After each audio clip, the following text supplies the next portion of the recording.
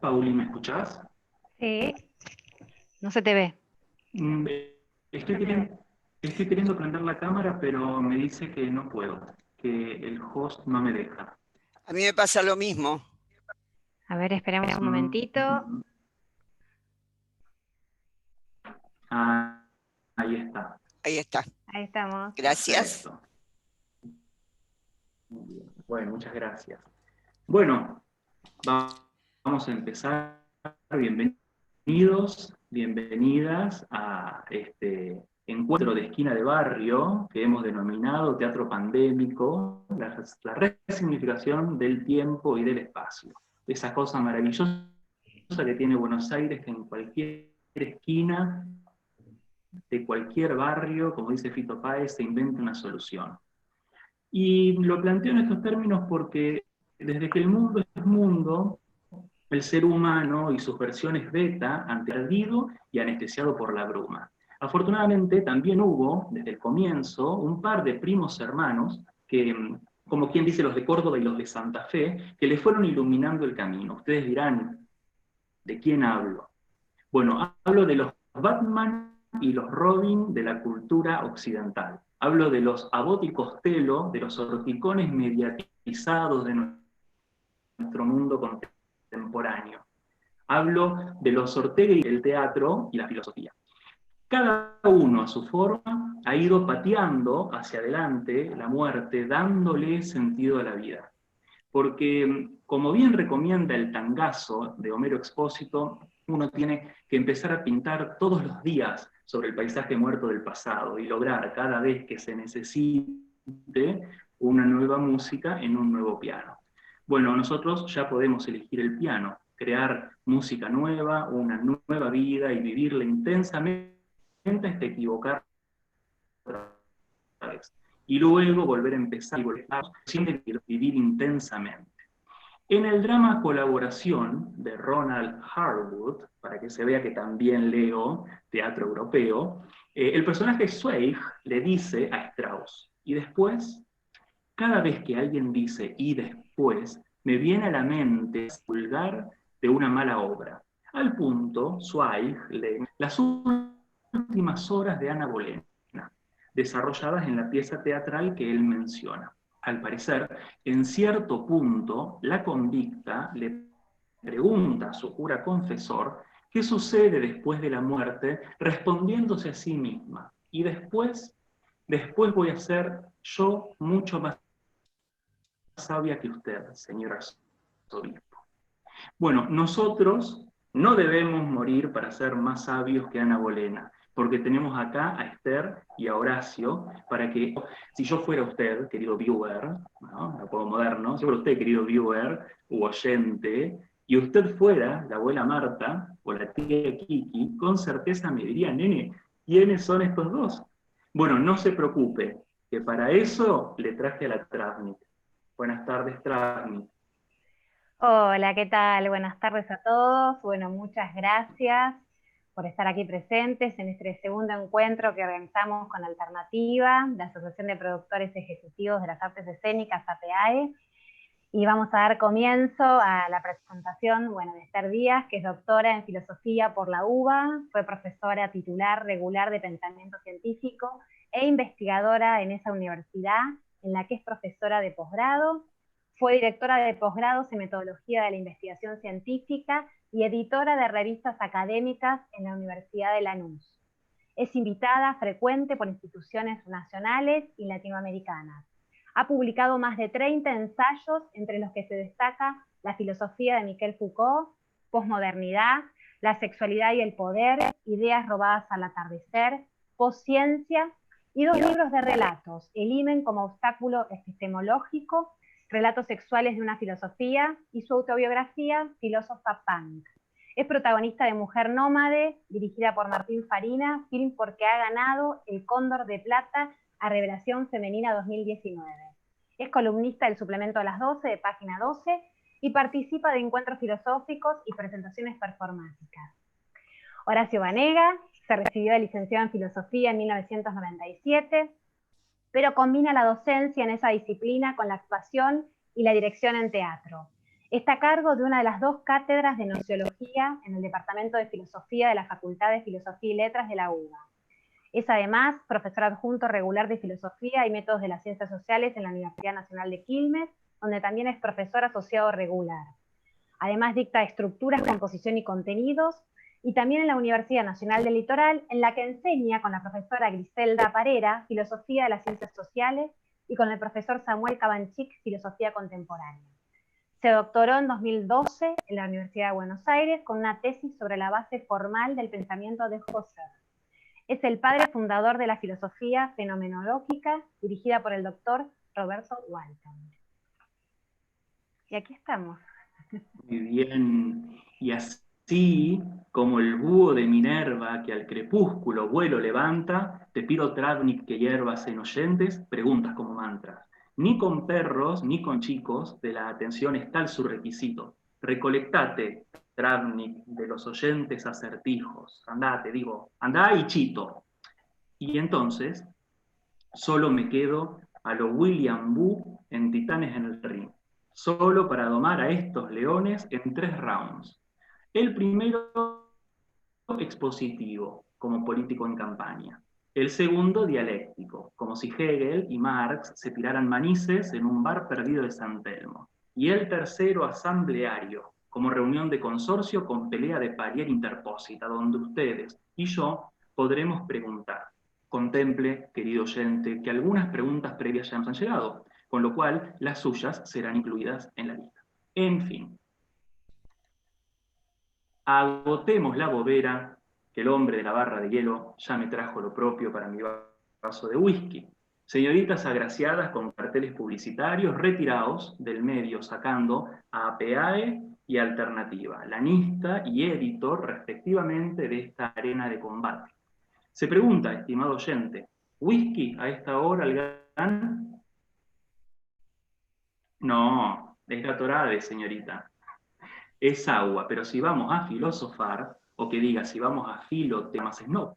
El menú de hoy, resignificación del tiempo y del espacio en finas hierbas. Nada de golpes bajos, terceros afuera, y que comience la contienda. Hola, buenas noches. ¿Quiere empezar? Estás en mudo, Esther. Sí. ¿Ahora se escucha? Ah, ya. ¿Se Ahora escucha? sí, perfecto, gracias. ¿Se ve bien también? Sí, muy ¿Se ve bien. bien también? Bueno, buenas noches. Bueno, buenas tardes, pero ya se está haciendo de noche. Muchísimas gracias ante todo a Alternativa por haberme hecho esta invitación. Gracias también a mi colega Horacio por honrarme con tener una charla conmigo, y a todos ustedes que han preparado desde tanto tiempo y con tanta casi obsesión, lo cual es muy bueno para que las cosas salgan bien, ser obsesivo.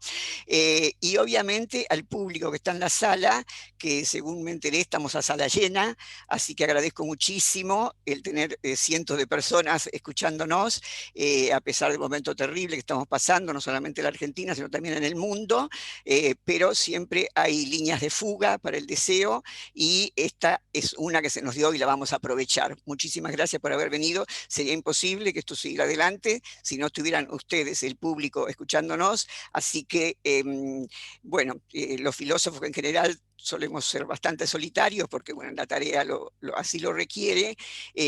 Agradecemos mucho cuando alguien, como es el caso ahora, nos da su tiempo, nada más y nada menos que para pensar juntos. Así que muchas gracias. Bueno, yo lo que voy a hacer en mis 15 minutos, o lo que voy a tratar de hacer, mejor dicho, es una recorrida tratando de contestar las interesantes preguntas que ustedes hicieron ya desde la promoción. Pero bueno, vamos a ver si llegamos, pues son unas cuantas y recién las estaba repasando y realmente darían como para hablar 1 hora y media, pero no se asusten, voy a hablar 15 minutos nada más, porque acá el joven me va a cortar cuando sea el momento. Bueno, una de las cosas que ustedes preguntaban eran si existen múltiples tiempos y espacios. Sí, existen múltiples tiempos y espacios. Desde la filosofía conocemos muchísimos, empezando por ejemplo por el tiempo de los griegos, el tiempo cíclico, que seguramente ellos lo concibieron así en función de las estaciones que van volviendo y regresando y retornando cada año de nuevo. Y además, bueno, todo lo que fuera cíclico y que tendiera a la esfera era espacio perfecto para ellos.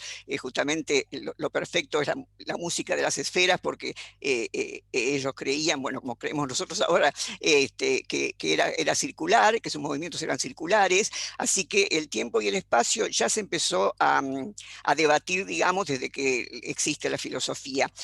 Pero luego hubo muchos cambios, que yo, por ejemplo, está el no tiempo de Agustín, que me encantaría poder explicarlo, pero bueno, lamentablemente no voy a tener tiempo para explicar el tiempo en Agustín, que es un tiempo que no existe, porque bueno, voy a decir algo, Agustín de Hipona me refiero, ¿no? Agustín dice, todos sabemos lo que es el tiempo. ¿Quién no sabe lo que es el tiempo?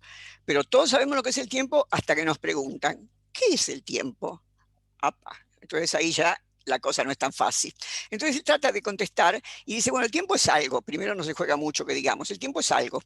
Y ahora la primera viene fácil, es algo de 3 dimensiones, o sea, pasado, presente y futuro. Pero el pasado ya pasó, ya fue, listo. El futuro está clarísimo que no existe tampoco, o sea, el pasado no existe porque ya fue, el futuro no existe porque nunca será. ¿Y qué es lo que? Entonces, presente. Pero cuando digo ya, listo, pasó. Es decir, que el tiempo se me escapa como si quisiera recoger agua con las manos abiertas, escurre, no existe. O sea que para San Agustín el tiempo no existía, y luego Kant en el siglo XVIII va a retomar esa misma idea, pero mucho más elaborada, respecto de que el tiempo es algo que tiene que ver con la estructura de nuestra personalidad, de nuestro sujeto trascendental, pero no es algo que exista realmente. Si bien nosotros lo medimos en el reloj, pero bueno, es una cosa totalmente artificial, ¿no es cierto? No tiene nada que ver con el tiempo. Y también muy interesante el cambio en los espacios, porque cuando hablaba de Aristóteles, no podía concebir el tiempo sin el espacio, venían juntos. Sin embargo, después hubo posturas que sí, o por ejemplo, para poner una de las más recientes, no muy reciente, pero una de las más recientes, en contraposición a ese tiempo cíclico de los griegos o a ese tiempo lineal de los cristianos, porque el tiempo de los cristianos era todo en función de llegar a la ciudad de Dios, o sea que ya no era cíclico, sino que había un objetivo para seguir. Luego el tiempo reversible de Newton, o sea, vieron que todas las fórmulas de Newton tienen el signo igual en el medio, porque, o sea, la potencia es igual al acto desde el punto de vista de este pensamiento. Y les decía que me parecía interesante, sobre todo por las sensaciones que estamos teniendo ahora, lo que Foucault dijo sobre el tiempo, porque sobre el tiempo y sobre el espacio. Pero, por ejemplo, en el espacio, que es de lo que menos hablé, él habló de heterotopías.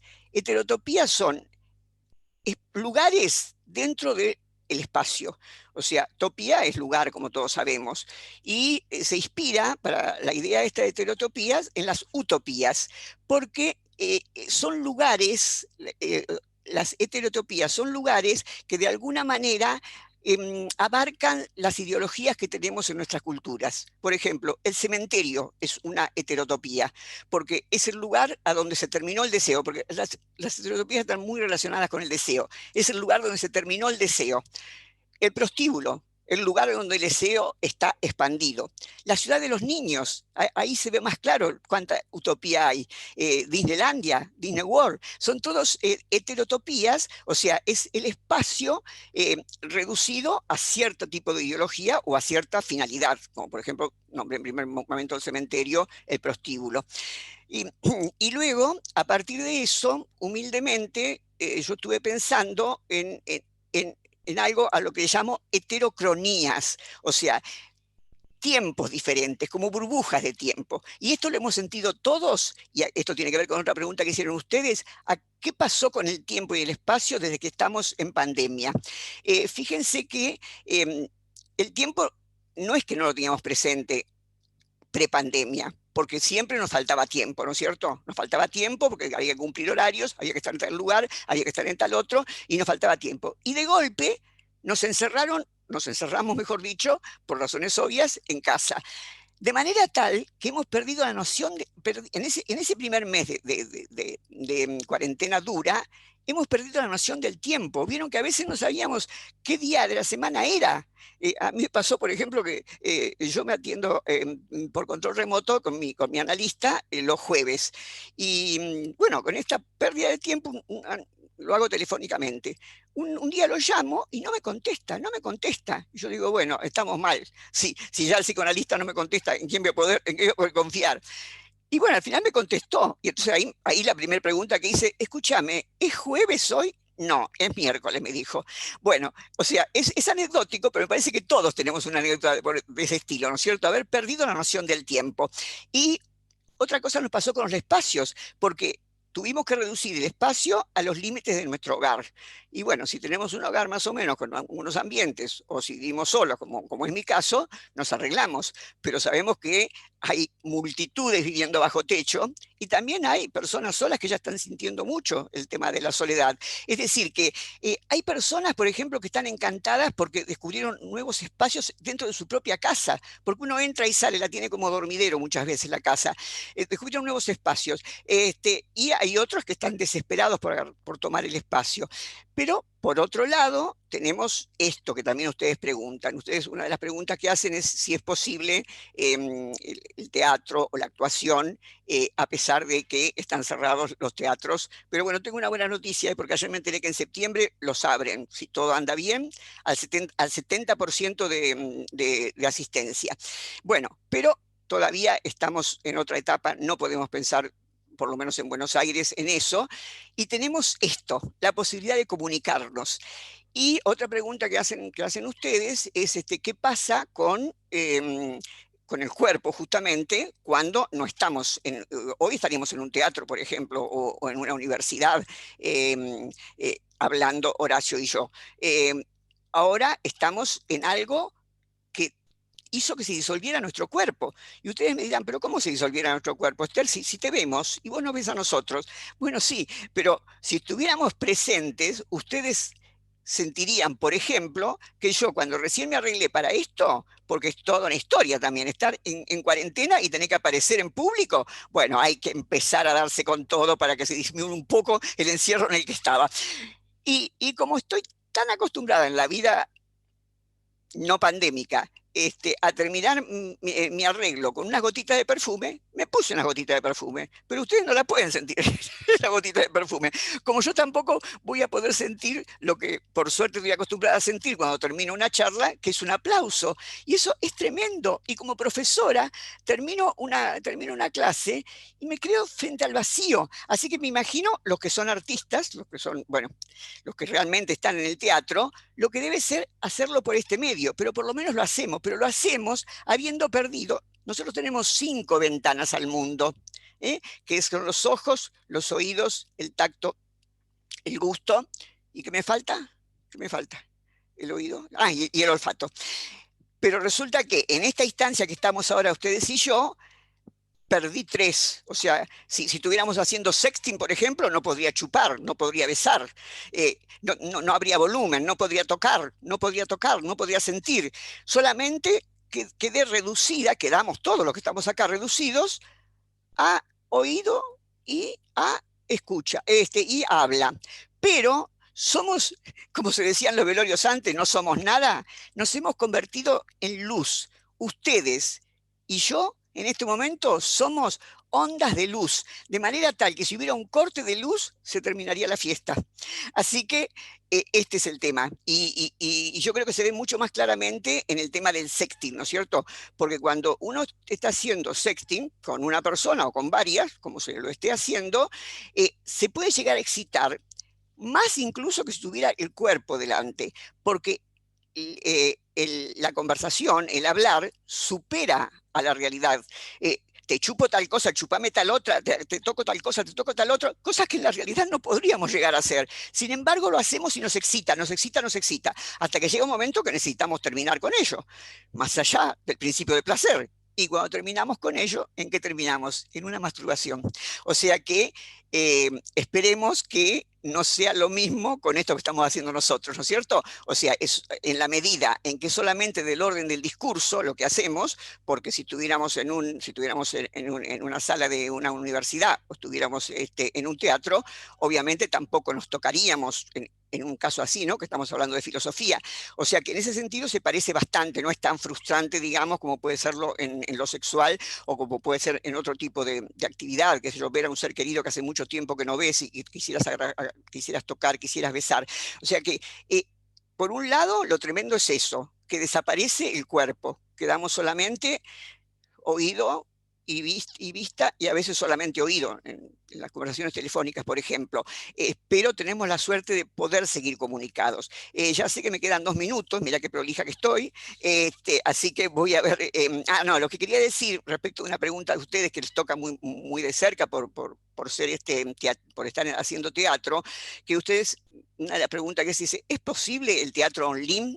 Y bueno, sí, de hecho lo estamos haciendo, así que posible es. Ahora, el asunto es que tiene los inconvenientes que en cierto modo acabo de marcar recién. Supongo que para el artista terminar una actuación así en este medio y no ver al público y no sentir los aplausos debe ser muy frustrante. Pero de todos modos, yo diría que no nos preocupemos mucho y que nos acordemos lo que pasó cuando apareció el cine. Cuando apareció el cine, la Escuela de Frankfurt y sobre todo Walter Benjamin estaban desesperados porque decían, se pierde el aura. El aura es esa vibración, diríamos nosotros, o vibra, diría la gente del teatro, que uno siente, que lo siento como profesora yo cuando estoy en un aula, que la sienten ustedes cuando están en un espacio teatral. Entonces el miedo de Benjamin era que eso se iba a perder, o sea que el cine no iba a servir como arte o peor todavía, que iba a degradar el arte. Sin embargo, el cine se abrió paso, salió adelante y hoy está dentro de las grandes obras de arte. Así que cambiando lo que hay que cambiar, si tuviéramos que seguir muchos meses así, que nadie sabe que podríamos seguir realmente, porque bueno, por el momento no hay solución, yo apuesto a que la gente de teatro puede hacer como hizo la gente de cine cuando apareció el cine y parecía que no iba a servir, no iba a ser arte. O sea, hay que dejar que la creatividad surja para ver de qué manera podemos hacer por este medio algo tan potente o más potente que cuando estábamos realmente todos juntos. Es decir, apuesto a eso, apuesto a las teletopías, es decir, a crear a crear nuevos espacios, a crear nuevos tiempos y a crear nuevos lugares para que, sobre todo, no dejemos de comunicarnos. Muchísimas gracias. Muchas gracias, Esther. Al contrario. Qué placer para un moderador que la persona que está orando cumpla con el tiempo y es tan interesante lo que está diciendo. Gracias. Vamos a darle paso al contrincante, al otro rincón, que lo tenemos ahí esperando, el señor Horacio. Bueno, buenas tardes. Muchas gracias, Asociación de Productores Ejecutivos. Muchas gracias, Alternativa Teatral. Felicitaciones, Alternativa Teatral, por el cambio de imagen y por el cambio de sentido para su producción. Muchas gracias, Esther, por aceptar compartir este evento conmigo. Para mí es un honor y un orgullo compartir esto, y es un peso tener que hablar después de vos. Imagínate cómo lo que tendré que decir luego de que ya aparecieron imágenes del sexting. No sé con qué contraponer semejante imagen, pero bueno, yo lo que tengo para compartir con ustedes son algunas ideas de las cuales no necesariamente yo creo, pero sí que me parece que sirven para iniciar la conversación. Y me quiero focalizar sobre todo en toda la cuestión que está ligada a todo el tema de la presencia real, si tal cosa todavía tiene sentido hablar de presencia real, en el escenario y en la sala entre espectadores y performers y actores. Y por eso quiero comenzar trabajando sobre una concepción que a mí se me está empezando a hacer cada vez más patente, que todavía no la tengo demasiado trabajada para poder fundamentarla, pero es que el tiempo social, la temporalidad social en la que vivimos en América Latina, en particular en Argentina, por diversas causas y motivos, de los cuales voy a enunciar algunos, es circular.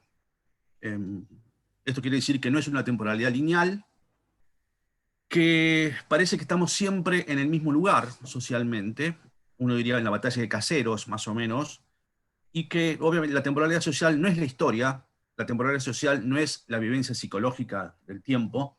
Gracias por traer a Agustín, Esther, a la conversación. Mi tesis de licenciatura fue sobre Husserl, imagínate, y el tiempo. Así que sí, también soy un obsesivo, que el tiempo me preocupa desde el principio. Pero la temporalidad social podríamos decir lo que es la intersección de la temporalidad psicológica y la temporalidad cósmica. Surge directamente en toda sociedad, como bien también explicó Esther, tiene su propia temporalidad. En el caso de los griegos era circular, en tanto y en cuanto era una sociedad rural y se guiaba por los ciclos. A partir del cristianismo aparece la temporalidad lineal, pero socialmente uno podría decir que en otras culturas ahí todavía perviven las temporalidades circulares.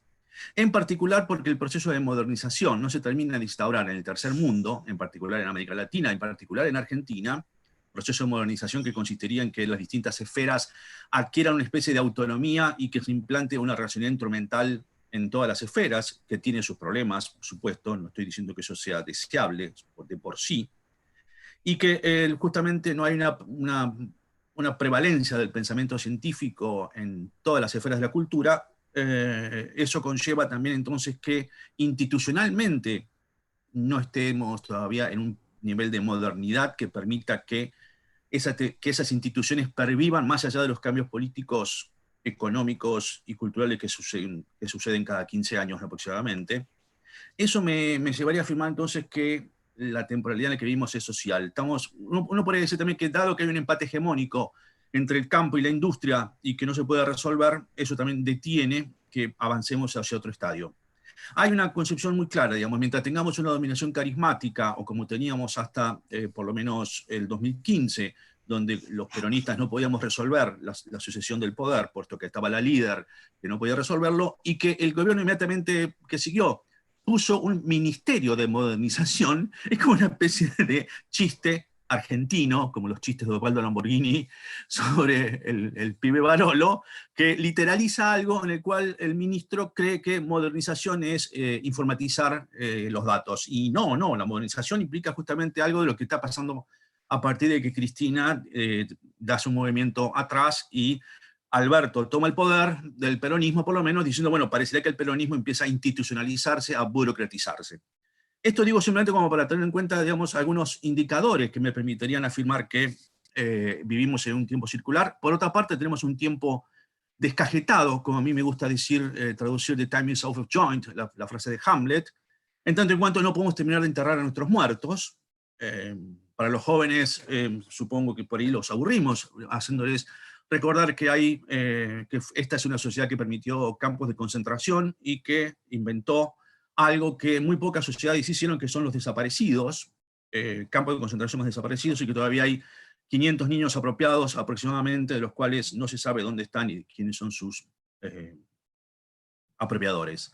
Esto llevaría entonces a ciertas características de esta sociedad que marcaría que, bueno, estamos en caseros, estamos discutiendo todavía si quiénes están a favor de la dictadura, quiénes no, si estamos a favor del turco o no, con lo cual son discusiones con las cuales dicen, no, pero esto yo tengo la sensación de que este tiempo nunca terminó de avanzar. Ahora bien, está claro que con la pandemia todos los rituales desaparecieron. Desde las fiestas, las orgías, los swingers, no sé cómo se lo están arreglando, supongo que estarán haciendo sexting como dijo Esther. Las iglesias están empezando a aparecer, el fútbol y el teatro. Se sabe que el teatro es un ritual que necesita copresencia. Pero mi pregunta es, ¿qué quiere decir presencia sino compartir el presente? ¿Y qué quiere decir presente en una sociedad que experimenta circularmente su temporalidad?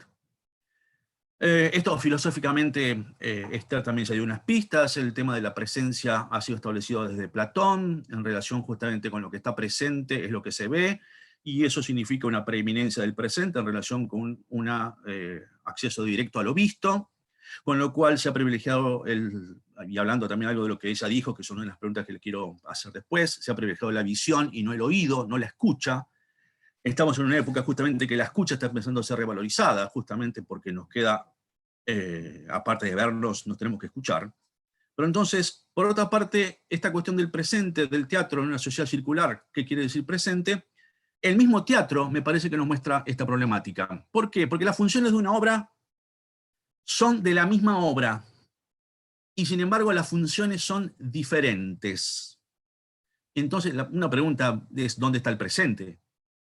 En la función, en la repetición de la función. Y acá simplemente basándome en reflexiones de alguien que yo tuve la oportunidad de conocer en el seminario de doctorado que pude dar en la Bienal de Performance, en la primera Bienal de Performance en 2015, por invitación de la profesora Susana Tambuti, que es la profesora Rebecca Schneider. Ella sostiene una tesis muy radical, que es que la performance permanece. Frente a todo el discurso de la mitificación de lo instantáneo y de la presencia aquí y ahora, ella tiene justamente una serie de reflexiones que a mí me interesa traer y compartir con ustedes. Pero sobre todo por un caso muy específico. Si se acuerdan, las primeras versiones de Twin Peaks, en un momento aparecían soldados de la guerra civil. Y uno decía, bueno, David Lynch está cada vez más loco, lo van a echar de la televisión, como efectivamente pasó, está mezclando los tiempos. Bueno, no, ignorancia mía por lo menos. Porque en Estados Unidos se hacen performances, se hacen reenactments, donde se revive teatralmente la guerra civil y sobre todo la batalla de Gettysburg. Y los participantes afirman, la guerra civil no terminó, el sur ganó, y un veterano de Irak dijo, esto es más real que Irak. Y a partir de ahí no podemos afirmar que, como todos sabemos, la guerra civil no terminó en Estados Unidos. Estas cuestiones, que implican entonces una revisión de lo que quiere decir la presencia, me hace pensar que quizás el cyborg se está anunciando. Y quizás esté melancólico, porque lo que ve no lo puede experimentar como él cree que lo ve. Y mi pregunta para compartir es, ¿le haremos lugar a nuestro cyborg o lo vamos a expulsar diciéndole, tu streaming no es teatro? Muchas gracias.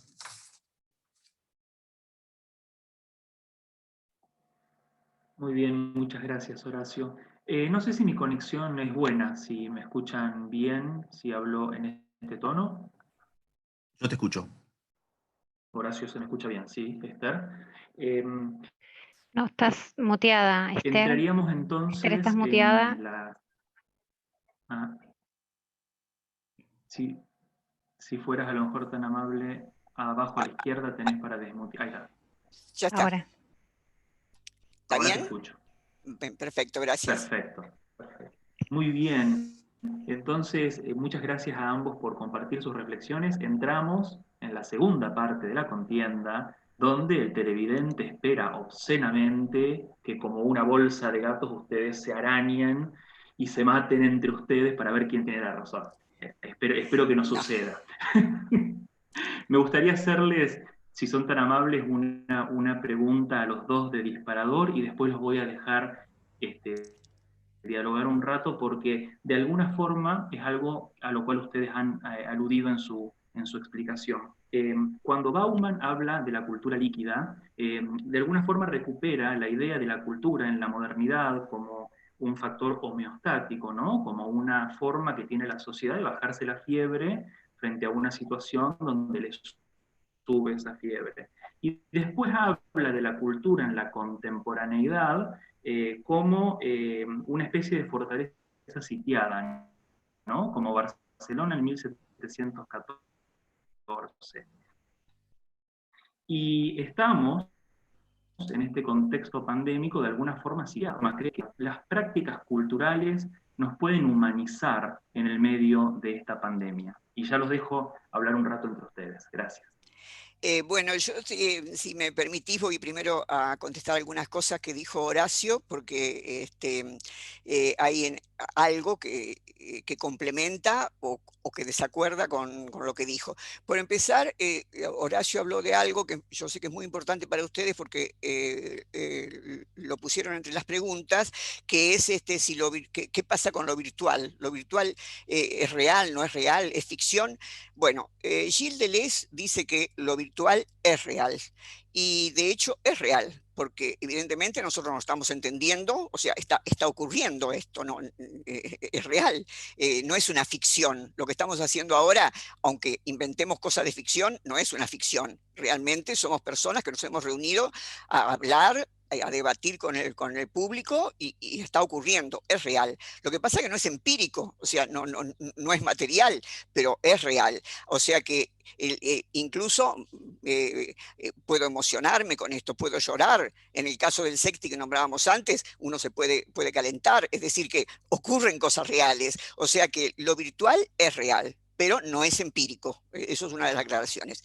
Después, respecto a la interesante noción de tiempo circular que decís, Horacio, estoy de acuerdo que retorna, pero no estoy de acuerdo que retornan tipo como lo pensaban los griegos, sino que lo pienso más bien como lo pensaba Nietzsche. O sea, el eterno retorno de Nietzsche es siempre el retorno de la diferencia. Y esto también fue muy trabajado en el arte. Por ejemplo, pensemos en Andy Warhol, que en cierto modo fue previó esta realidad, porque si quien nos está operando ahora técnicamente quiere, puedes hacer aparecer los cuadraditos de todas las personas que estamos en el espacio es así, ¿no es cierto?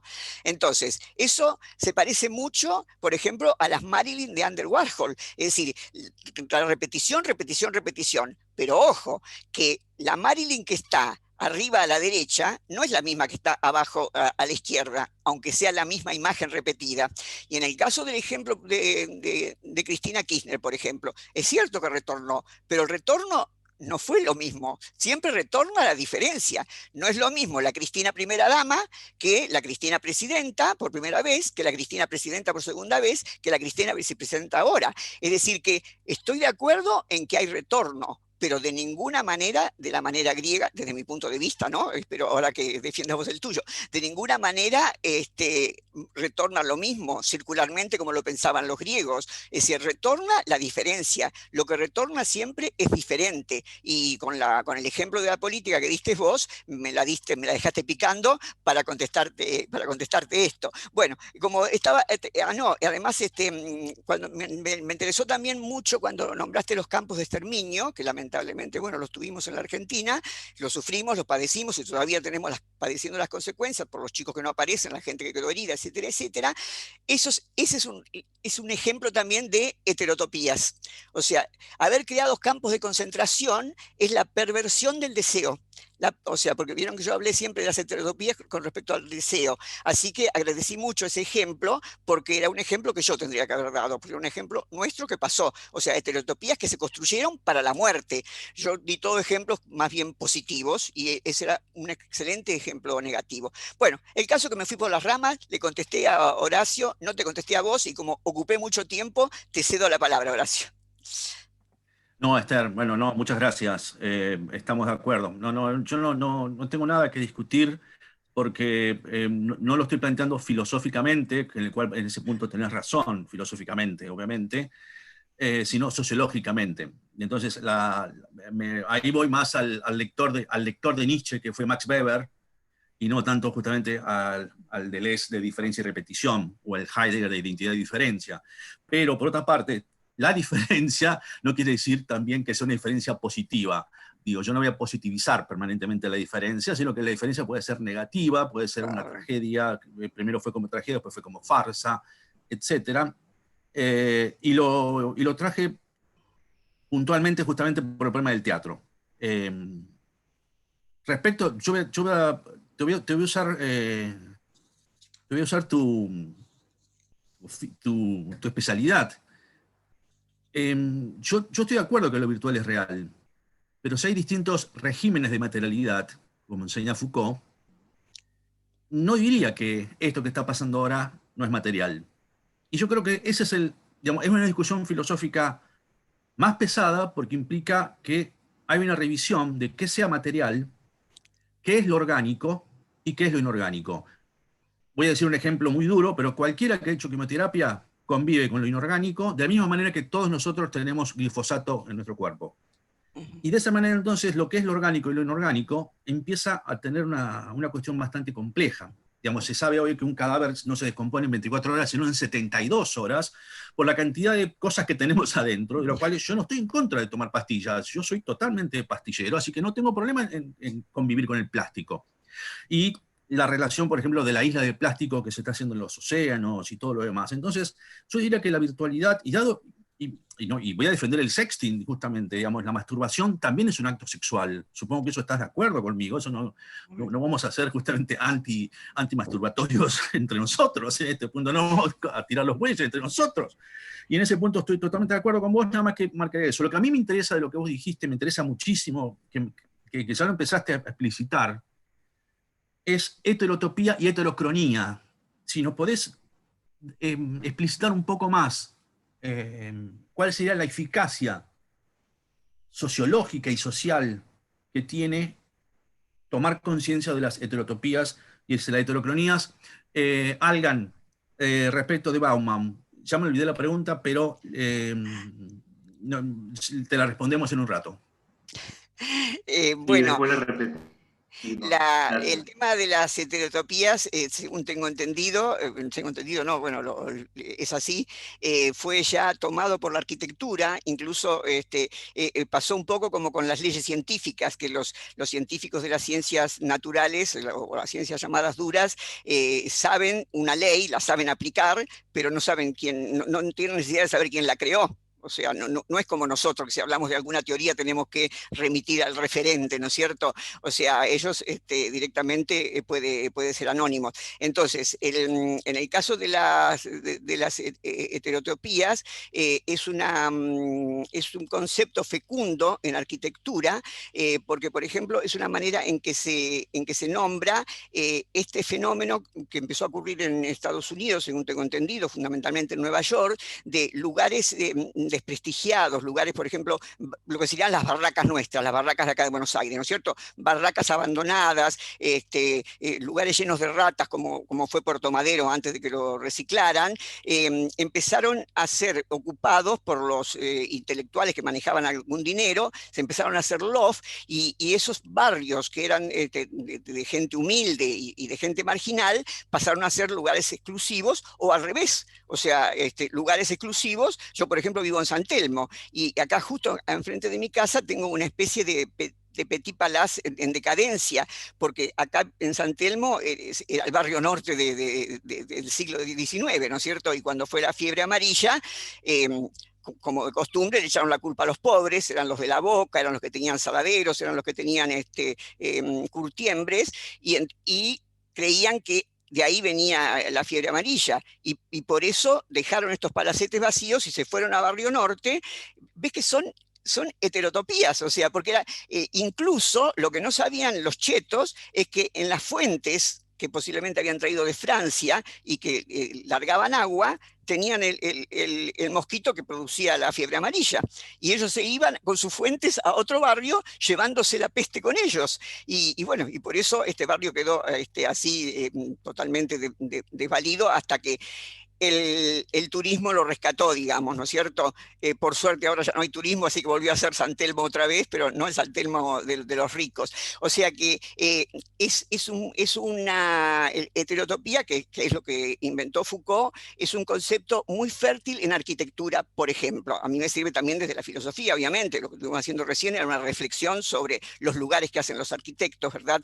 Y lo otro, el tema de los tiempos, de lo que yo llamo burbujas de tiempo o heterocronías, es una cosa muy, muy fresquita en mi humilde pensamiento. Viste que yo estoy ahora publicando en Página 12 una columna semanal que sale los viernes en el suplemento Las 12, y bueno, hay que pensar ideas de una semana para otra, de una semana para otra. Entonces cuando la editora me pidió qué pasaba con el tiempo, con estos tiempos diferentes, y con personas que, como yo, por ejemplo, que le da pena que termine la cuarentena porque estoy tan feliz encerrada acá en mi departamento con mis libros y mi música y mi computadora, y personas que están desesperadas, que ya quieren salir.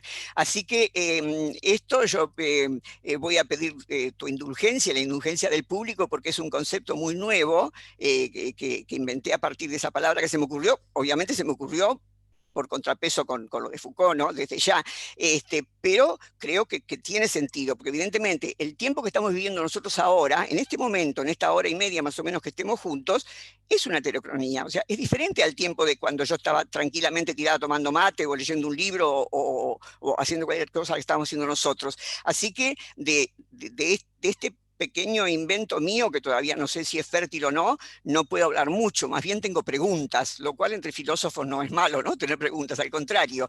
No, te agradezco muchísimo, pero digamos, quiero aprovechar antes que se nos termine el tiempo. Entonces, ¿cómo conectarías heterocronía y heterotopía con utopía? ¿Qué es lo que dijiste? Perfecto, perfecto. Sí, porque la utopía es el no lugar, ¿no es cierto? Desde el punto de vista lingüístico es así, es el no lugar. Entonces, y todos los que yo nombré, tanto de tiempo como de espacio, las burbujas de tiempo o las burbujas de espacio, digamos, existen, o sea, no es que no existan, pero existen como atravesadas por ideologías, ¿no es cierto? Porque cuando yo digo, bueno, en un departamento de 2 o 3 ambientes se pueden crear nuevos espacios en función de cosas subjetivas que me pasen, y de una persona que se encierra, por ejemplo, con su computadora para hacer una cosa que no quiere que nadie lo vea, y bueno, son cosas que pasan realmente, o sea que, pero también son utópicas en el sentido que son ideológicas, son utópicas en el sentido de que en última instancia estás acá, estás en tu casa que tiene 3 ambientes, ¿no es cierto?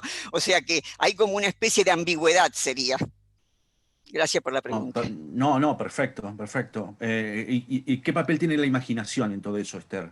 Y bueno, la imaginación tiene el mismo papel que le daba Kant, es fundamental, la imaginación es fundamental, porque justamente cuando hoy hablábamos de los cuerpos, o sea, ¿qué pasa entre la persona, volviendo al sextil, ¿no? Entre la persona que está de un lado y del otro de la terminal haciendo sextil?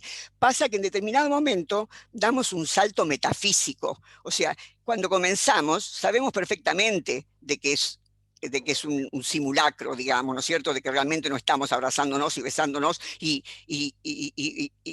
cambiando nuestros flujos, que es lo que se hace fundamentalmente en la relación sexual. O sea, lo sabemos, pero sin embargo, damos un salto metafísico y decimos, besame, por favor, besame, pero perdiendo conciencia de que realmente es ficción. No es ficción, como dijimos antes, real, perdiendo conciencia que no tengo la persona ahí al lado. Pero además te quería decir algo de los cyborg que vos estuviste nombrando. El cyborg ya lo tenemos incorporado, evidentemente. Vos lo decís en inglés, no decís cyborg. Yo soy más argentina, digo cyborg. Bueno, entonces, Yo soy de Santa Fe. Ah, vos sos de Santa Fe. Bueno, el cibo lo tenemos incorporado. O sea, yo, por ejemplo, estoy llena de Botox. O sea, que ya está. O sea, ya está. Yo soy un cyborg, ¿viste? Punto. Y estoy chocha de serlo. Y desesperada porque con el bicho no me dejan dar Botox. Así que ya somos cyborg. Vos seguramente algo postizo tenés en la boca. O sea, hay quien tiene un corazón postizo. O sea que ya somos cyborg. Ya no somos vivientes puros. Somos vivientes y tecnología al mismo tiempo. Pero es que claro, digamos, eso me parece, digamos, que ahí aparece la riqueza del pensamiento de poder decir, la tecnología esto ya es tecnológico desde la historia de la evolución, que simplemente nos paramos en dos patas, empezamos a hablar, empezamos a fabricar herramientas para matarnos o para tener agricultura. La tecnología siempre estuvo con nosotros. Hay cierta, me parece, como romantización de que cuando no teníamos computadoras estábamos mejor. Yo creo que sí, pero esto es un problema personal, ¿sí? Porque las Mac están muy caras. Entonces, en ese punto, digamos, que si todos tuviéramos Apple, qué sé yo, todos seríamos más felices. Pero bueno, no importa. Es un problema de consumo, de que estamos dominados por dos compañías, por Microsoft y por Apple. Digo, sí, pero es un problema de político, pero la tecnología siempre estuvo con nosotros en ese punto. No, además es maravilloso, Horacio, escúchame. Por ejemplo, bueno, vos podrías ser hijo mío, porque yo tengo 80 años, así que podrías decir mi mamá, por ejemplo. Entonces... ¡Mamá! ¡Mamá! ¡Volviste! Mirá que no me hagas llorar, Esther. Mirá que mi mamá, estuve pensando, yo voy a ser padre ahora, en 3 semanas, ¿sí? Esther, claro. Y tengo 56 bueno, años, O sea que imagínate. Así que, bueno, no me hagas llorar porque estuve pensando mucho en mi mamá, bueno, justamente por todo el tema algo mencioné respecto a las enfermedades. Pero bueno, contame, a ver, mamá. Bueno, felicitaciones entonces. Gracias. Bueno, te digo, cuando yo era chica, nací en mitad del siglo pasado, el término de vida esperable eran 60, 65 años. Yo me acuerdo que mi abuelita tenía 50 años y era una viejita. Hoy una persona de 50, bueno, vos tenés 57 vas a ser papá. O sea, totalmente. Me van a decir abuelo cuando vaya a la escuela, con lo cual voy a ir con un palo y le voy a pegar a la gente que me diga. Bueno, entonces, yo no creí que nunca iba a llegar al año 2000. Cuando hablábamos del año 2000, era algo inalcanzable. Y resulta que no solamente llegué, sino que lo sobrepasé 20 años. Así que yo estoy viviendo en el futuro. Por eso me parece, por momentos, que disfruto de esto, de la tecnología que estamos ahora, de ser cyborg, para decirlo como en los términos que decíamos antes, lo disfruto más que los chicos todavía, porque continuamente soy consciente de que cuando yo en el siglo pasado leí por primera vez el Aleph, nunca imaginé que Borges en la década del 40 ya pensó esto. Todo el mundo en un espacio. Y les cuento una nota de color, como dicen los periodistas. Yo vivo en San Telmo, como bueno, lo he dicho en tantos lugares, y vivo a media cuadra del lugar a donde, según Borges, estaba el Ales, que es en Tacuarí y Garay. Así que cuando pienso en ese Ales, que era algo inalcanzable, y lo tenemos ahora. La única diferencia es que en el Aleph se ve todo el mundo, pero al mismo tiempo. Y nosotros, como nuestro pensamiento es extendido, digamos, no podemos ver todo al mismo tiempo, lo vemos sucesivamente, ¿no es cierto? Pero tenemos el hipertexto, seguramente ahora hay gente que entra y sale de este salón en el que estamos hablando, seguramente. Así que todo mi apoyo a la tecnología, de ninguna manera quiero perder el tren de la historia, al contrario, quiero aprovecharlo hasta el último día de mi vida y ojalá lo pueda aprovechar así, hablando maravillosamente con este colega fantástico y con esta maravillosa gente que nos está acompañando. Se nota tu deseo vital y tu pasión alegre y me conmueve mucho. Muchas gracias. Borges nos salva a todos. Borges nos salva a todos. Ahí está todo, ahí está todo. Uno puede decir que hay que volver a leer a Borges para poder entender el presente. ¿Sí? No, además olvidándonos, ¿qué? No, olvidándonos de de los brulotes que por ahí se mandó políticamente. Digo, Eso no. te iba a decir, o sea, yo me puse muy contenta que vos te manifestaste peronista y ahora te manifestás borgiano también, porque hay mucha gente que Claro, tiene totalmente. tiene Soy un peronista ilustrado. Claro, porque hay gente que tiene tan estrecha la cuestión ideológica que no quiere ni leer a Borges por las barbaridades que dijo. Y sería como no leer a Heidegger porque estuvo afiliado al nacionalsocialismo. Son dos cosas diferentes. No, El ejemplo que doy es el siguiente. Yo, por ejemplo, viví dos pandemias espantosas en la Argentina cuando era muy joven, que fue la poliomielitis. Ahí, en vez de morir viejos como morimos ahora, morían niños. O sea que fue espantoso. Y yo era una niña. Entonces yo le digo a las personas que, por ejemplo, desprecian a Borges porque era gorila o desprecian a Heidegger porque fue rector 3 meses en la época de Hitler, escuchame una cosa, si vos si hubiera otra pandemia de poliomielitis, Dios libre y guarde, si hubiera otra pandemia de poliomielitis, y te enterás de que Sabine, el que inventó la vacuna, era pedófilo, por ejemplo, ojo que lo estoy inventando, ojo que lo estoy inventando, ¿qué? ¿No le ibas a dejar de dar la vacuna a tu hijo porque era pedófilo el que la inventó? Entonces, esto, cambiando lo que hay que cambiar, hay que llevarlo a la filosofía. O sea, la obra no tiene nada que ver con la vida de la persona. Si bien es cierto, muchas veces sí. Foucault, por ejemplo, dijo, cada libro mío se puede leer como un trozo de autobiografía, y él nunca escribió autobiografía. Ahora, cuando uno sabe su vida y lee su obra, te das cuenta a dónde está el cruce. Pero en el caso de Borges, en el caso de Heidegger, en el caso de Borges, sí, en algunas obras de él dice cosas terribles sobre el peronismo, pero muy pocas. Después también en los últimos años se desdijo e incluso se hizo amigo de las madres de Plaza de Mayo. En el caso de Heidegger nunca quiso hablar sobre el tema, nunca quiso hablar sobre el tema, pero yo no descubro fascismo en la obra de Heidegger. O sea, él sería un nazi, pero en la obra no lo está. Así que en ese sentido me puse muy contenta cuando rescataste a Borges, habiendo primero rescatado el peronismo. sí, con Heidegger podemos discutirlo. Entonces no Con eras tan Heidegger podemos amplio, discutir. Entonces no eras tan amplio. Yo creo que ahí lo que pasa es que tocas un punto álgido del pensamiento occidental. Yo creo que Heidegger justamente, a ver, bueno, no sé si estarás de acuerdo, pero dos de los tres filósofos imprescindibles del siglo XX son, y hay un gran consenso, es Wittgenstein y Heidegger. El tercero podemos discutir, puedes decir Deleuze, Foucault, Quine, Rorty, Merleau-Ponty. El tercero siempre está en discusión. Yo estoy de acuerdo con eso, es uno de los filósofos imprescindibles del siglo XX y del siglo XXI. El problema es que fue nazi. Y eso no implica que no haya que estudiarlo. Hay que estudiarlo, pero fue nazi, digamos. Y eso es uno de los problemas del pensamiento occidental. No es un problema de Heidegger, digamos. Es como decir... Claro, vos sabés que en la época en la época de la dictadura que vivimos, cuando ya se había llamado elecciones, hubo un congreso en Tucumán, pero no el de la independencia, tan vieja no soy, no fue el congreso de la independencia. Fue un congreso de filosofía en donde estaba un polaco que era especialista en Marx.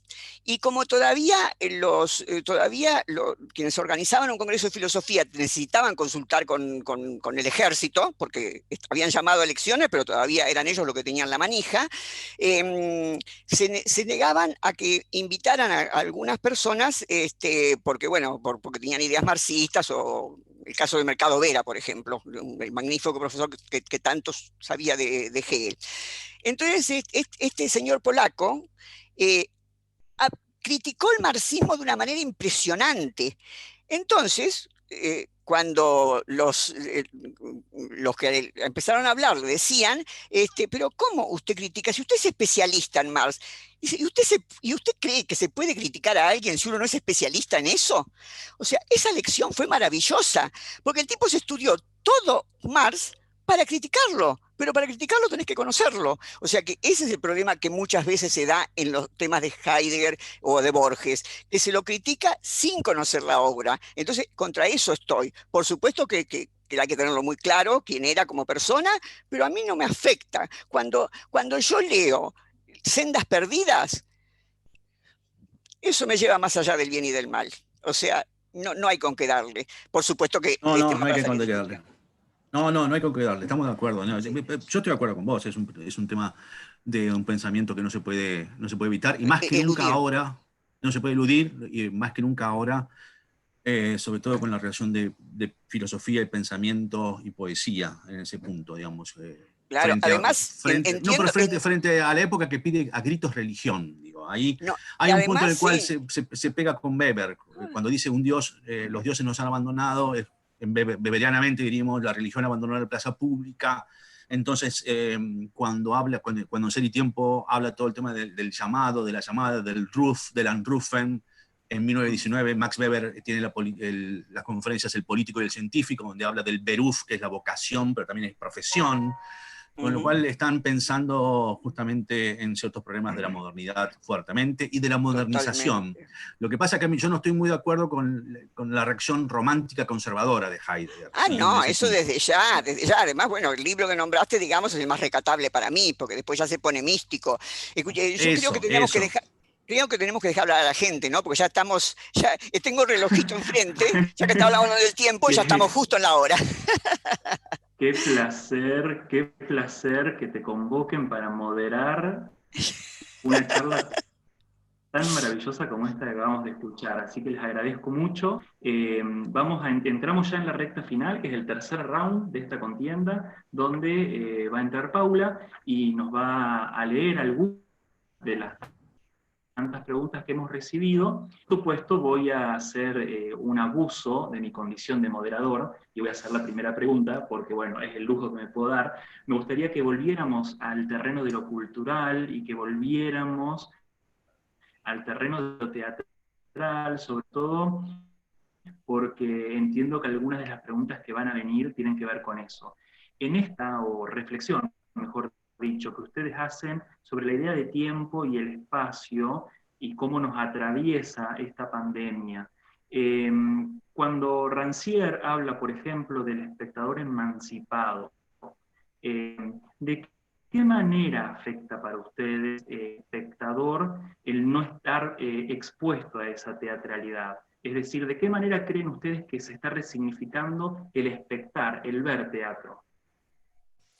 Bueno, yo sobre eso declaro mi ignorancia porque no es algo que he estado pensando específicamente. Lo he pensado, sí, como dije, fundamentalmente por la educación, porque bueno, uno tiene de formación profesional. Así que estuve pensando muchísimo, sí, de qué manera, si yo fuera asesora, por ejemplo, de un ministro o ministra de educación, ¿qué diría en un momento como este, donde por un lado no podemos cortar con el teatro en el caso de ustedes, con la educación en el caso nuestro? Pero también vemos las limitaciones. Así que yo realmente le cedo la palabra a Horacio si tiene algo para decir, porque tengo más preguntas que respuestas. Gracias, Esther. Sí, lo que pasa es que esa pregunta, Algan, es terrible, porque teniendo en cuenta justamente el espectador emancipado, lo que Rancière parecería que dice es que, bueno, el espectador especta y hay que dejarlo en paz. No hay que enseñarle ni provocarle cosas, ni el espectador ya sabe, digamos, lo que tiene que saber. Ahora no. Ahora nadie sabe lo que tenemos que saber, porque es una situación de total incertidumbre. Porque así como evolucionamos con todo esto que estábamos hablando de la tecnología, el virus también evolucionó. Por primera vez tenemos un virus que en algunas personas es asintomático, en otras personas no. Todavía no queda claro el comportamiento del virus. Acabo de leer que en ciertos países que se había levantado la cuarentena tienen que volver porque el nivel de contagio es superior. Australia, Hong Kong, Japón, y hablando del prostíbulo, que me olvidé de preguntarte algo, en Japón es porque fueron todos a la zona roja, parece. El modelo japonés, se liberaron, cuando a la zona roja, ¡pum!, estalló el virus de nuevo. Así que yo creo que, Algan, ahí yo también manifiesto en realidad, puesto que estamos en total incertidumbre, puesto que los protocolos no se sabe cómo se van a implementar, puesto que no sabemos cómo se va a poder sobrevivir en relación en particular con las salas y los profesores de teatro, que son los que están padeciendo en algún sentido más esta crisis y cuarentena. El espectador, lo que todos estamos pensando justamente es cómo va a volver el espectador. Yo creo que también por primera vez, de una manera muy clara y explícita, está ocupando el foco de la atención de la máquina teatral. Para cuidarlo, primero para que venga, luego para cuidarlo y luego para que se quede de una vez por todas adentro y para que podamos ser alguna vez una tarea esencial. creo que lo que más nos duele es que no somos esenciales. Bueno, pero esencial, no sé a qué llamás esencial, o sea, ¿crees en esencias? ¿Crees en esencias? Yo también me puse perfume. Ah, zafaste, loco, zafaste. Bien, que venga pregunta del público, por favor. Tengo Que venga pregunta del tengo público. 56 años. Vamos con eso. Bueno, acá, se hizo bastante un debate en el chat, así que se puso muy interesante, pero una de las preguntas es, en el mundo real y en el virtual, estamos sometidos a algoritmos. ¿Cómo eso se vincula con el tiempo y el espacio en la escena? ¿Estamos sometidos a qué? Algoritmos. Algoritmos. Ah, algoritmos.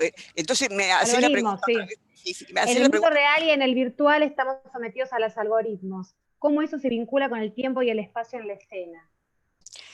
Y bueno, en la escena creo que es lo que terminamos de hablar, ¿no es cierto? Como muy bien dijo recién Horacio, hay gran incertidumbre y por supuesto que yo he estado averiguando sobre eso con gente que hace teatro y además tengo amigos que estudian teatro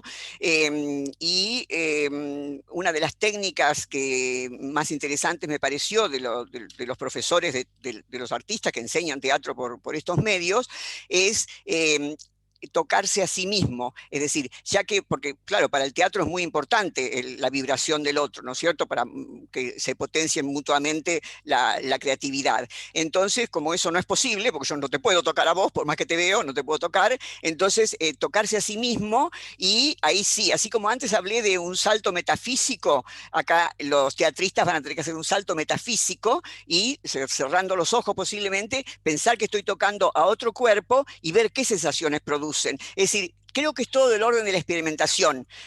Por ejemplo, yo, por supuesto, conocí cuando solamente el teatro era profesional, que no existía todavía el teatro independiente, y cuando empecé a acceder al teatro independiente, me di cuenta qué maravillas surgen de la experimentación. Así que yo creo que la experimentación no nos queda otra, por el momento, es con el propio cuerpo. Así que toda la creatividad que tienen los artistas que están en escena, hay que largarla por el momento hasta que tengamos otra manera de comunicarnos a partir del propio cuerpo y de imaginarse multitudes en el propio cuerpo.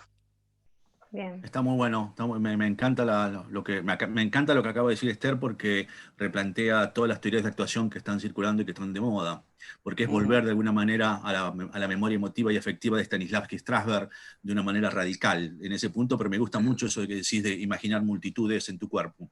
Eso es algo que te lo voy a pedir prestado en un momento, o te lo voy a citar. Robalo. No, te voy a citar. Yo cito, te juro que cito. Bueno, yo creo que, otras... Paula, sí. no, pero en relación con el algoritmo, me parece que la pregunta también apunta justamente cuál es la relación del lenguaje audiovisual en la escena, porque digamos, básicamente el lenguaje audiovisual es algorítmico, y eso está obligando a que nos hagamos especialistas en lenguaje audiovisual cuando no queríamos tener que ver nada con eso, sino que nos ocupábamos con la tridimensionalidad de la escena, donde el algoritmo parecía que se podía detener un poco en su eficacia. Entonces ahí me parece que el algoritmo va a empezar justamente a intervenir mucho más, desde que te van a obligar a que la sala tenga un detector de fiebre, por ejemplo, de temperatura, que también funciona algorítmicamente. Con lo cual, entonces, hay algo del espacio, por una parte, de lo que dice Esther, del ámbito de experimentación, va a ser mucho más fuerte, va a haber que experimentar de verdad, a ver justamente cómo logramos revivir y volver a poner en escena aquello que tanto amamos, pero al mismo tiempo con el algoritmo de nuestro lado. Me parece que es la oportunidad de reconciliarse con el algoritmo para usarlo a nuestro favor. Bien. Bueno, acá hay otra pregunta que dice, ¿el teatro sin público es teatro? ¿Qué pasa con la cuarta pared? Bueno, la cuarta pared es esto que yo tengo frente a mí y que todos ustedes tienen frente a ustedes, ¿no es cierto? Es la pantalla. O sea que la cuarta pared sigue existiendo y el hecho del público, a eso sí espero que en la creatividad incluso de los técnicos, en este caso no solamente de los artistas, para ver cómo podemos romper esa falta del público, porque como dije al principio, y bueno, en eso más o menos todos estuvimos de acuerdo, es posiblemente lo más duro, ¿no? Así como en el momento de la masturbación, que estoy de acuerdo con vos, Horacio, yo siempre he sido una defensora del autoerotismo, pero caemos en la realidad de que realmente habíamos dado un salto metafísico, acá va a tener que pasar lo mismo, pero bueno, estamos en pañales, esto que estamos haciendo es micropolítica desde mi punto de vista, porque estamos tratando de impactar en lo macro, en lo que nos preocupa a todos, porque toda la gente que se ocupa, no solamente la gente que hace teatro, la gente que vemos teatro también estamos preocupados por eso,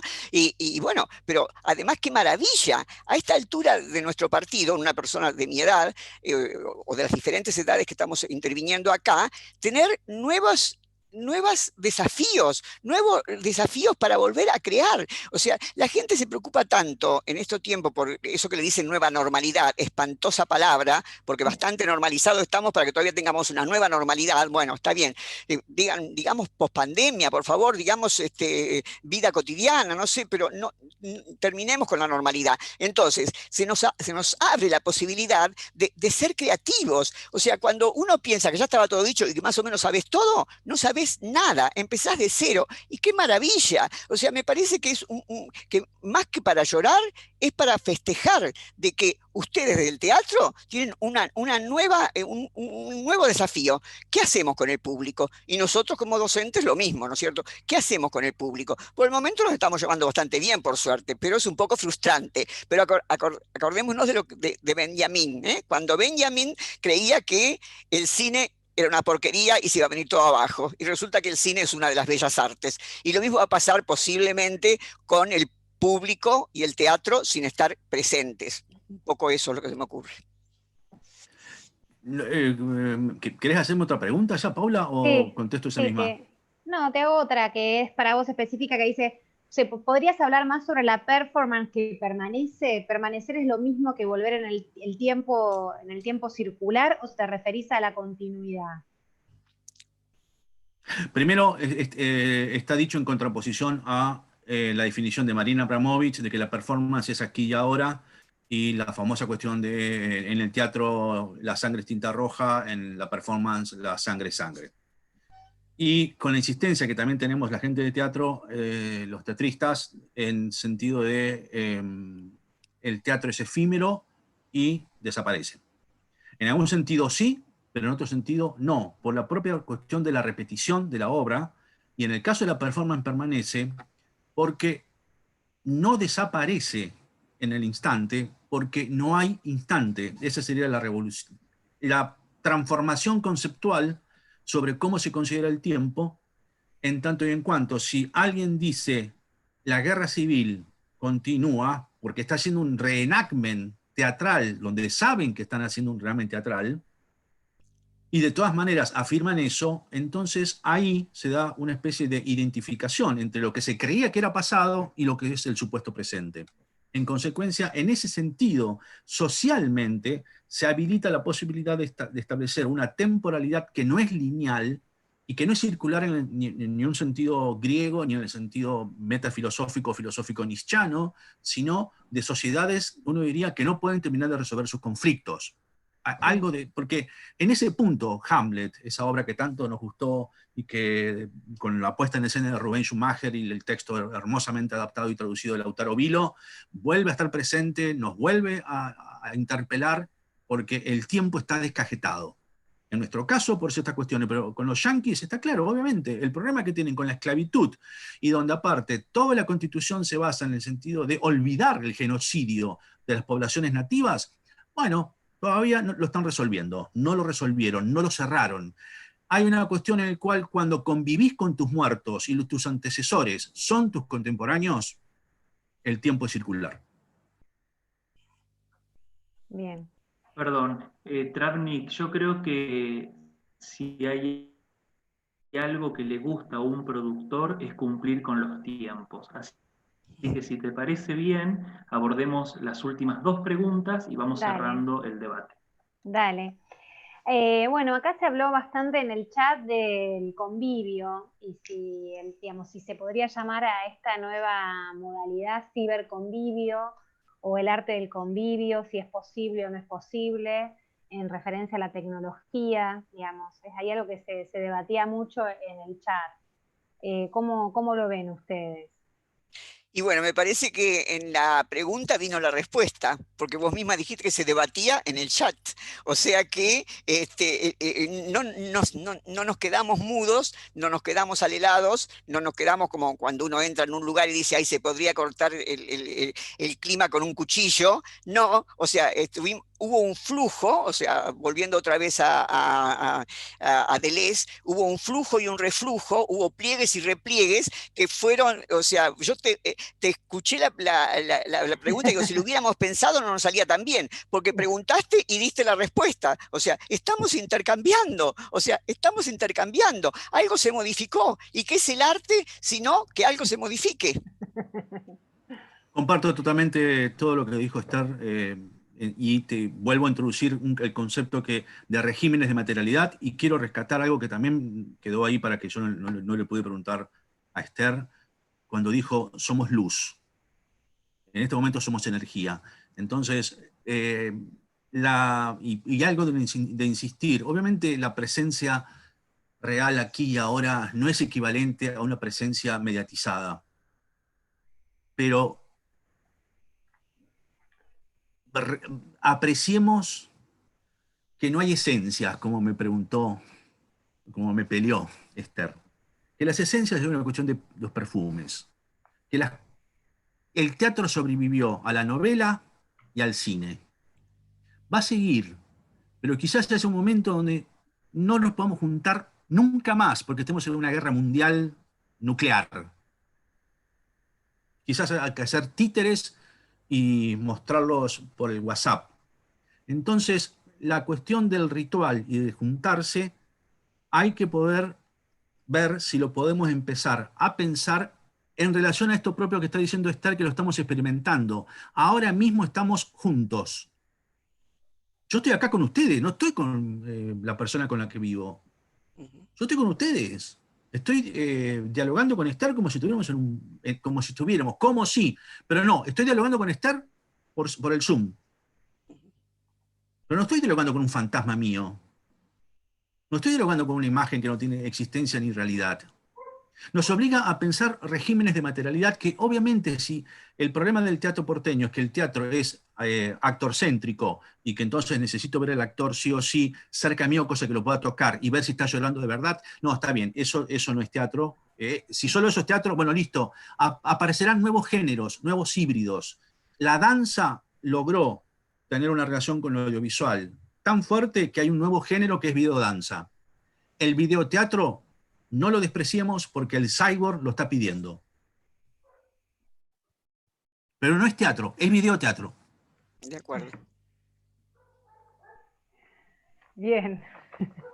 Bueno, hay una última pregunta. Te reís, Paula, te reís como... Me reí. Esto no estoy de acuerdo para nada. No, sí, en alguna parte sí. Pero hay algo que decían acá que dice, bueno, para cerrar, ¿no? Como decía Santi para la última pregunta, dice, ¿cómo vincula el Aleph con la vivencia de Internet? ¿Podrían ampliar, por favor? Porque cuando hablaban de Borges.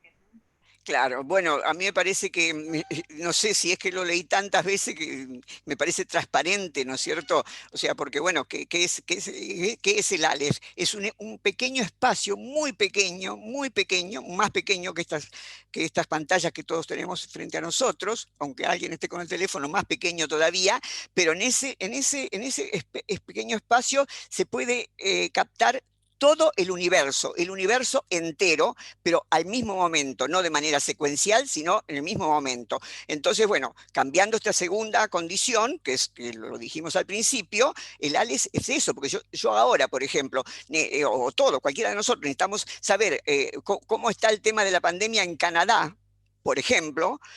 Apretamos dos botones, inmediatamente sabemos cuánta cantidad de muertos hay en Canadá. Y no, ahora lo que quiero saber es qué está pasando en China. Inmediatamente lo sabemos. Y ahora quiero saber qué está haciendo mi sobrinito que está acá a 2 cuadras. Y también le puedo comunicar. O sea, eso es el Aleph desde mi punto de vista. No sé qué pensás vos, Horacio.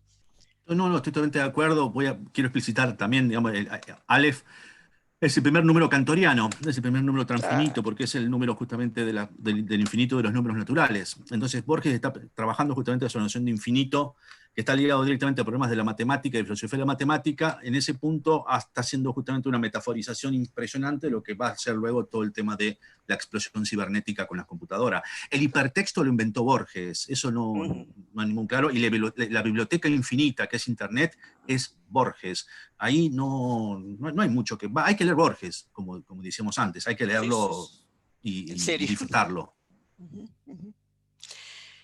Bueno, entonces, ¿vamos cerrando? Sí, ¿Cómo hacemos? Sí. Bueno, entonces, Absolutamente. Bueno, justamente para cerrar, agradecerles efusivamente a Horacio y Esther haber compartido con nosotros esta hora, casi hora y media de diálogo, en nombre de esta asamblea de notables que deben ser seguramente todos los viewers que tenemos por ahí. Gracias por vuestro tiempo y estaríamos terminando entonces acá, a menos que quieran agregar algo como para cerrar, una última reflexión, si no, acá terminamos el debate. Bueno, más que reflexión, despedirme. Pero sí, despedite, después me despido yo, dale. No, claro, yo quiero agradecerles muchísimo, y quiero agradecerle muchísimo a Esther esta posibilidad de conversar con ella sobre estos temas tan acuciantes, y sobre todo también a ustedes que han producido esto, que no solamente es una resistencia cultural, sino que es una producción de algo que era necesario, que era justamente empezar a juntarnos para hablar de las cosas que nos importan. Bueno, me pliego absolutamente a los agradecimientos y a las consideraciones que acaba de hacer Horacio, al que estoy encantada de haber conocido, porque no nos conocíamos personalmente, y se me ocurrió ahora, en este momento, justamente porque a pesar de que como para demostrar de que es real, de que es virtual, pero es real, de que en cierto modo rescaté algo que viene desde los griegos antiguos, que era cuando decían de sí mismos que así como se puede hacer una obra de arte con una roca, ¿por qué no tratar de hacer una obra de arte con nuestra propia vida? Entonces yo creo que hacer cosas como esta, que ustedes produjeron y que hicieron y que la gente que vino ayudó a que fuera posible y que, bueno, pusimos el cuerpo sin ponerlo, pero lo pusimos, como bien decís vos, acá fue una pequeña construcción que si todos los días tratamos de hacer una creatividad, no de esta magnitud, pero de la que sea para nosotros, podemos lograr, por lo menos no sé si lograr es demasiado ambiciosa, pero por lo menos intentar, porque es muy linda la vida si uno intenta hacer de ella una obra de arte. Muchas gracias. Muy bien, muchas gracias a todos. Sí, muchas gracias a todos. Yo acá veo también en el chat que les agradecen un montón. Bueno, nada, están diciendo gracias todos y bueno, tuvimos casi 240 participantes, así que les agradecemos a todos por haber estado en este momento, en esta tarde. Muchas gracias. Perfecto, gracias.